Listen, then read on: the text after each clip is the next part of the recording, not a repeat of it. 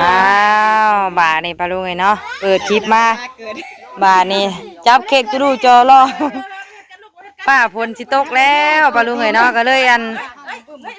นเป่าเลยเป่าตอนเว้นเลยปลาลุงไงเนาะเพราะว่ายันฝนตกเพราะอะไรยันบ่มีหมู่ปลาลุงไงเนาะก็เลยพานิ้วเป่าตอนเว้นเลยเพราะว่าบ่ได้มีไผปลาลุงไงเนาะเฮาบ่ได้หาไผมีแต่คนเฮาเองโอเคพี่น้องยิ้มรอๆเลยลูกยิ้มหวานใช่ไหมเอ้ยนิวครบรอบ10 ปีปะลุงไงเนาะ10 ปีเต็มเลยพอดี10 ปีเอ้ยนิวน้องวินเนอร์2 ปีเอ้ย10 ปีบ่ห่างกันอะไรจักปีน่ะเอาใส่เทียนเฮ้ยโอเคฝากแม่น้ำจุกแน่เอาไว้จัดการแป๊บว่าตู้ลงมาจะได้ตัดแล้วจนเทียนจุดเลยเทียนลมจากมาลมเนาะใกล้ตาคนน้อยนี่แหละไม่แน่ผ้าหนังพึ่งอยู่นี่เรียบร้อยลมเป่าให้แม่ลมเป่าให้อะไรแบบนี้อยู่ลมดีเด้อไปดูไงนะโอ้ my god ไม่ก็โอ้ my god เต้ยใจเย็นๆเต้ยลมเลยเต้ยยาเฮ็ดแล้วนะโอ้ยกินรถตัวนั้นเก็บคือคนไทยก็เลยอย่าเสือแกเราไม่ไอพีเอ็มปะไอพีเอ็มเหยียบแกเราไม่บ้าบุ่มรถไม่ได้กินเลยมาจังบังลมเนี่ยอันนี้ก็ชื่อกันได้นี่น่ะเหยียบเค้กได้นี่อย่าพึ่งจักสิเหยียบเค้กยังนะหนักนวลยังกลมกุ๊กหลบอยู่เค้กแบบนี้แป๊บนึงใจเย็นมียังติดหนังเอาเลยนี่ไม่ยังกินหนังที่แล้วลมหน้าฝนพี่จะเมลูกอ่อนดิทีมงานเมลูกอ่อนวะบนดังลงไปใต้เลยแล้วบัดใต้ยังเหนือได้นะมาบ่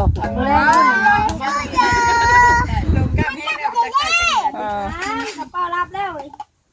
จุกขังไว้จุกเอามาที่กันมาจุดที่ตรงที่แม่จะนี่มันรับอีเลยหนานหมดเลยค่ะเรียบเลยลบเป่าไม่วินรับก่อนจุกก่อนขังไม่วิน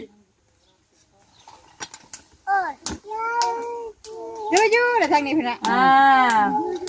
เอามาบังแน่มาบังลมแน่นายบอกไอ้นี่มันจะรับอะไรบีเบอร์เอา รับอะไรปิดแบบนี้เอาขังไว้รับแล้วนะกระโดดมันเด็ดแล้วมันลมเหรอคือสิบล้อลมนะยกเป่าแล้วยกกระเฮ็ดดูหมดแล้วแล้วงานเกิดอันงานเกิดจังกาฝนตกงานเกิดเนี่ยฝนตกงานตกมันต้องลิ้นเลยตัวน่ะต้องแฉะแล้วได้เลยนี่เอาแล้วบานี่ใต้ได้อันหนึ่งก็ใต้เทียนมาได้ได้อันหนึ่งกระเป๋าแล้วได้ใต้หนึ่งกระเป๋าเลยเป่ารถแล้วเป่าลูกเป่านี่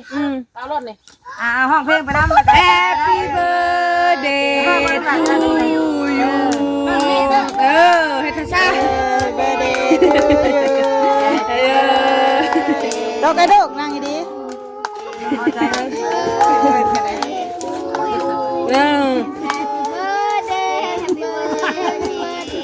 to you เป่าเลยเป่าลูกเป่าเป่า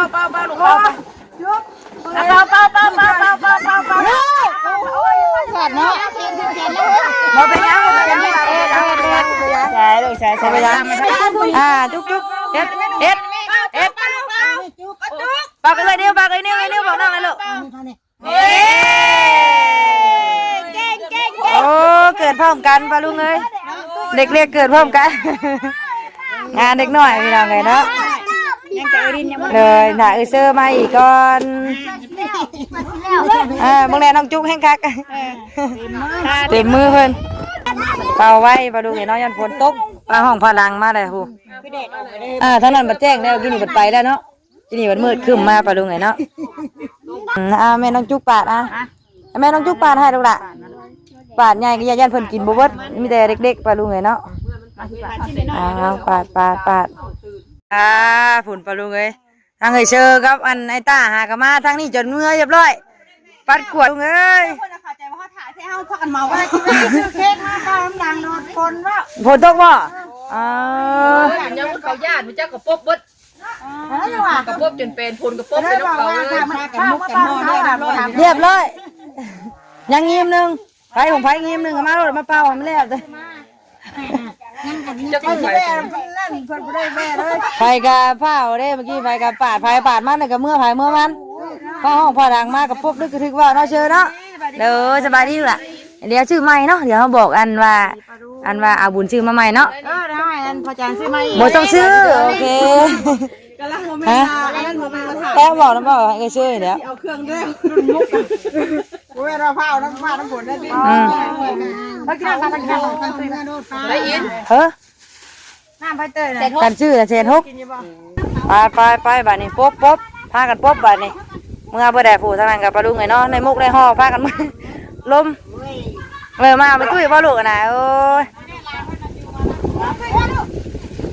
ไปลมมาแล้วลูกไปขึ้นลูกล่ะอู้ยฝนตกบ่ลูกบ่เอาตุ้ยแล้วลูกเด้อตุ้ยเด้อ กูได้หอยลงงาไหมเนี่ย ปะข้อขี้ปุ่นเลยพูดขึ้นเต้งพูดไปใช่นี่ น้ำกันเนาะ ตุ้ยไปห้องน้ำบ่ลูกล่ะโอ้ยพาไปตุ้ยไปห้องน้ำปลาลุงเลยอ้าวบ้านนี้ปลาลุงเลยมาแล้วนิวห้องผ้าห้องพูนมาอีกเด้อ รอถ่าเต็นว่าวักโดนพี่น้องเลยเนาะตกตั้งแต่วันเกิดลุงจันทร์ปลาลุงเลยเนาะผ่านมานี่กะ10 กว่ามื้อแล้วเนาะหากะสิเห็นมิดฝนอีกแล้วปลาลุงเลยเนาะผู้ทางนั้นคือสีมาอยู่ทางนั้นเนาะตกไม้แห้งเด้อเด็กดำให้ดำหน้าเด้พี่น้องเลยเนาะคอยถ่าฝนจนว่าก้อนกี่ไทยแห้งยังบ่มีฝนเลยเนาะพี่น้องห้องฝนไหนลูกมาเลยฝนตกในแห้งแน่ดำหน้าไทยหน้าให้แม่อินโดยแห้งแน่โอ้ว่ากับกบกันมากี่เครื่องต่อปลาลุงเลยอ๋อนั่นลมมาทางเหนือปลาลุงเลยเนาะโอ้มาแล้วลองเบิ่งว่าสีแห้งบ่ปลาลุงเลยเนาะจังหวะเฮ็ดอ่านพ่อดีใจชื่อไปจักโอ้ทางก้อนขี้ไทยแห้งแรงบ่ได้ตรงให้ตรงหน้าเดี๋ยวไปทางใดก็ได้เข้าแม่น้องซื้อเพิ่นกาแห้งแรงจนเหี่ยวจนนั่นปลาลุงเลยเนาะเข้าว่านแล้วก็ได้ตั้งแต่ว่านฝนยังบ่ถือจักเทื่อถือตั้งแต่มื้อวานตั้งแต่มื้อวันเกิดลุงจันทร์ปลาลุงเลยเนาะมาฮอดมื้อนี้ยังบ่มีน้ำมีฝนเลยอีกจักหน่อยนี่ก็คันบ่ตกนี่ก็เรียบร้อยเนาะแม่น้องนิ้วก็เห็นบอลเหี่ยวน้ำบอลที่มันเข่าเหี่ยวก้าเหี่ยวแล้วนะปลาลุงเนาะใกล้จีอีกบ่ตกอีกจักมื้อเนี่ยคือเรียบร้อยปลาลุงเนาะซ้อมเบิ่งสิมาแห้งมาคอยสำไรเด้เนาะวันเกิดนิ้วทุกปีฝนตกเกือบทุกปีได้ปลาลุงเนาะเกือบว่าจากทุกปีแบบนี้แหละปลาลุงเนาะที่ว่าบ่อยากเชิญหมู่เชิญคู่มานี่ย่านลำบากหมู่ลำบากเฮา พอดีที่อัน เชิญหมู่มาแล้วบัดฝนตกปลาลุงเนาะก็เลยบ่ได้ส่วนไผมื้อนี้ส่วนหมู่มาก็มีเมื่อเบิดแล้วพี่น้องเนาะเพิ่นย่านฝนตก พบเมื่อเบิดแล้วดีแต่เฮ็ดน้ำกับพุ่นแล้วมุกห่อเมื่อไผมันแล้วปลูกปลาลุงเลยเบิ่งสิหอดเฮาแห้งหรือก้อยเนาะโลกาถ่าเด้อไปใช้ลูกกันนะไปใช้น่ะไปเบิ่งฝนตกเลยสบายดีปะลุงเลยนกมืโดนนกมือสบายดีมื้อนี้วันเกิดไผบ่วันเกิดไผมื้อนี้อุ้ยปลาเดือบไปเห็นบ่มียังน่ะพ่อดังเลยมาลูกพ่อดังเลยว่ะเรียบร้อยฝนตกแล้วทิมลูกทิมมันเบื่อนั่นทิมฝนตกแล้วกินบ่ป่านนี้ปลาลุงเลยเนี่ยโอ้พระสิงห์สนุกกับหัวเลยบังอย่าพลาดดิเปิดเลย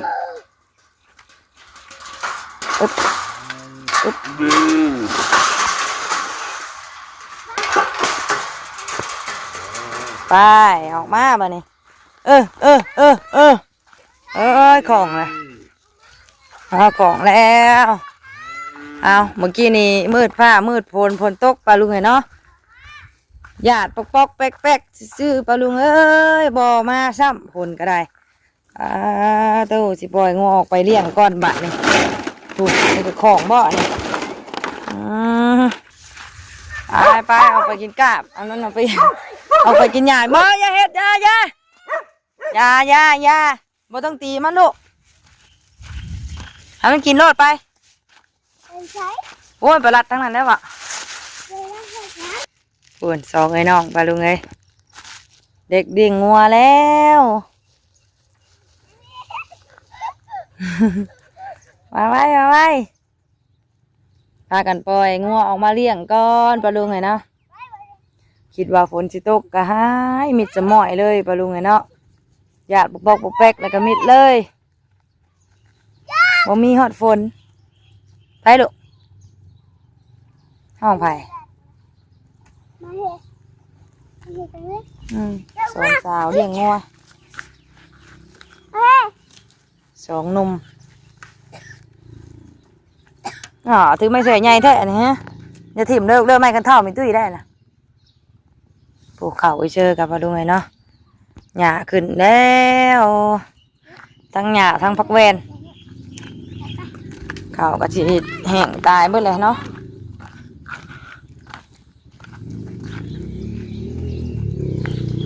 มีแต่หญ้าปลาลุงเอ้ยมาคอยลงมาเด้อระวังไม่ถือกันได้ลูกเอ้ย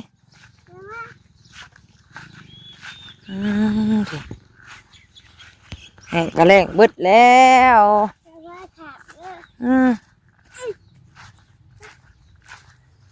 แห้งบึดปลาลุงเอ้ยวันทีกับทีเนาะบอลบ่มีข่าวกับบ่มีเลยมาแล้วลูกไปเบิ่งหมักแตงไปเด้อไปเบิ่งหมักแตงเด้อมาเด้อเบิ่งหมักแตงเด้อมาไปเบิ่งหมักแตงป่ะมาเบิ่งในก้มหมักทั่วหมักแตงกะเหี่ยวตายเบิดปลาลุงเอ้ยโดยกล้าบ่กล้าลุงจันตัวปลาลุงเลยเบิ่งแหน่เนาะหมักทั่วหมักแตงหมักจนเหี่ยวจนนั่นเบิดปลาลุงเนาะฝนบ่ตกเบิ่งแหน่ต้นหมักแตงกับปลาลุงเนาะนี่ตัวนี้ก็เป็นกำลังเป็นเครือเป็นดอกกะโดยแมงกัดมันดุกกอันนั้นอันนี้ปักเสียนปลาลุงเนาะเมื่อขั้นส้มบริเดชให้มีตุ้ยเมื่อขั้นส้มก็ปักเสียนต้นปักเสียนเอาลูกอ่ะเด็ดพักเมื่อให้มีตุ้ยขั้นส้มปลาลุงเนาะปักเสียนโอ้จนเป็นดอกบ่ได้มาเอาเลยนี่งามใช่แมวนิ้วเอาวันในมันนำปลาเตอร์บาลุงเนาะมาหวานไว้เดี๋ยวบ่ได้เข้ามาเบิ่งจนว่าออกดอกจนเป็นหมากน้องวินเนาะเอาด้วยไงตาหกขึ้นมาอีกเลยผู้ลายเติมได้บาลุงเนาะพอขั้นสมอยู่ได้นี่น้องวินเนาะพอแล้วเดี๋ยวดิดอีกก่อนยังบ่พอเด้อเดี๋ยวแม่สิโดยเด็ดอีกก้อนมันเป็นดอกเบิดเลยนี่นะตอนนั้นยอดคือสิงามปะลุงไงเนาะเขาก็บ่ได้สร้างเบิ่งเนาะกายไปกายมาอยู่เขาบ่ได้คอยเดี๋ยวเบิ่ง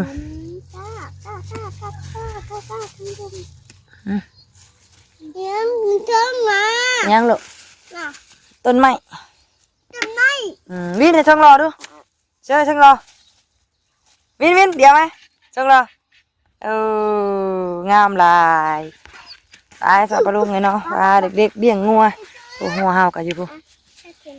กันตาเล็ดอันพักแล้วก็พากันเข้าไล่งัวเมื่อปลาลุงไงเนาะงัวกินก่อนจักหน่อยตายสับปะรดไงเนาะพบปอกันคลิปหน้าเด้อสนอคลิปนี้สบายดีเชื่อบายดีกันวินเดอร์เลย สวัสดีสวัสดี บาย บาย เอ้า